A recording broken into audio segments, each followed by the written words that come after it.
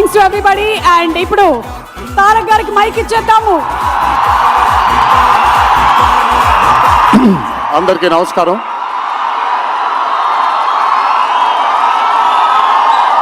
మీరందరూ కొంచెం కామ్గా ఉంటే ఇక్కడ మాట్లాడే వాళ్ళు అక్కడికి వినిపించట్లేదు.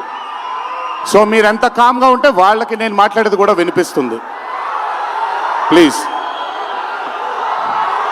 ముందుగా ఇక్కడికి విచ్చేసినటువంటి అభిమాన సోదరులందరికీ నా నమస్కారాలు. ఇక్కడికి విచ్చేసినటువంటి పాత్రికేయ మిత్రులందరికీ కూడా నా నమస్కారాలు.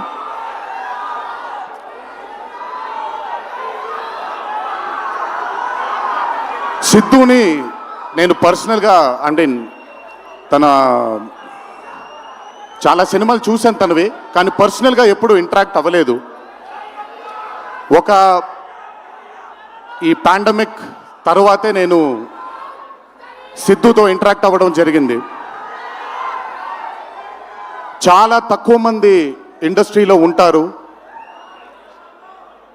సినిమా అంటే ఒక పిచ్చి ఉండే టెక్నీషియన్స్ చాలా తక్కువ మంది ఉంటారు.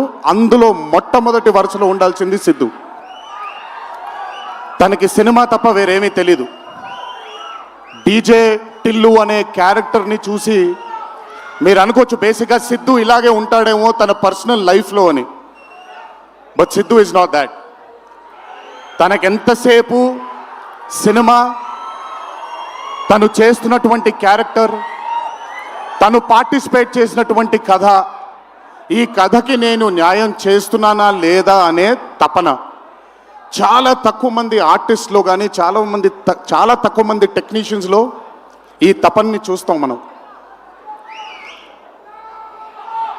సిద్ధు డీజే టిల్లు అనే మూవీతో కేవలం సక్సెస్ని కాదు, బట్ మన జీవితంలో కలకాలం మిగిలిపోయే ఒక క్యారెక్టర్ని మనకిచ్చాడు తను. చాలాసార్లు అనుకునేవాడిని, అంటే నేను చిన్నగా ఉన్నప్పుడు టామ్ అండ్ జెర్రీ కార్టూన్స్ని బాగా చూసేవాడిని, పాపాయ్ అనే కార్టూన్స్ని చాలా చూసేవాడిని, హీమ్యాన్ అనే కార్టూన్ని చూసేవాడిని. ఇలాంటి క్యారెక్టర్స్ మన లైఫ్లో సినిమాల ద్వారా మిగిలిపోతే ఎంత బాగుంటుందో అని ఎప్పుడూ కోరుకునేవాడిని. అండ్ ఈరోజు టిల్లు కేవలం ఒక డీజే కాదు, టిల్లు కేవలం ఒక సిద్ధు జొన్నలగడ్డ కాదు, టిల్లు మన ఇంట్లో మన చుట్టూ తిరిగే మనిషి అయిపోయాడు ఈరోజు. Hats off to Siddhu, hats off to the whole team of DJ Tillu and Tillu square for creating ఒక క్యారెక్టర్ని మన ఇంట్లో ఉండిపోయి మన మనిషిలాగా మన చుట్టూ తిరుగుతూ ఉండే ఒక క్యారెక్టర్ని క్రియేట్ చేసినందుకు ముందు హ్యాట్స్ ఆఫ్ టు దెమ్. నవ్వించడం అనేది ఒక వరం, నవ్వకపోవడం ఒక శాపం. నాకు బేసిక్గా నేను నవ్వడం మొదలు పెడితే నాకు ఆపుకోవడం చాలా కష్టం. నేను అదుర్స్ చేసినప్పుడల్లా పాపం మా వినయ్ అన్న తెగ కష్టపడిపోయాడు. ఎందుకంటే బ్రహ్మానందం గారిని ఆయన డైలాగ్ చెప్పక్కర్లేదు, ఆయన్ని చూస్తే చాలు నవ్వేసేవాడిని. అది త్రివిక్రమ్ గారు కూడా చాలాసార్లు ఫేస్ చేశారు అరవింద సమేత జరుగుతున్నప్పుడు.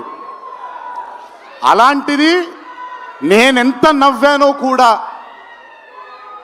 ఇంకా నేను నవ్వలేను బాబోయ్ అన్నంత నవ్వించాడు సిద్ధు ఈ సినిమాతో. నన్నే కాదు చాలామందిని నవ్వించాడు.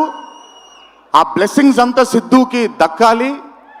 ఇంకా అద్భుతమైన చిత్రాలు, ఇంకా చాలా బ్యూటిఫుల్ క్యారెక్టర్స్ని తను క్రియేట్ చేయాలి, తను పోర్ట్రే చేయాలి, మనందరికి అందించాలి అని ఆ దేవుణ్ణి మనసారా కోరుకుంటున్నాను. అతనికి ఆ శక్తిని కల్పించాలని కోరుకుంటున్నాను.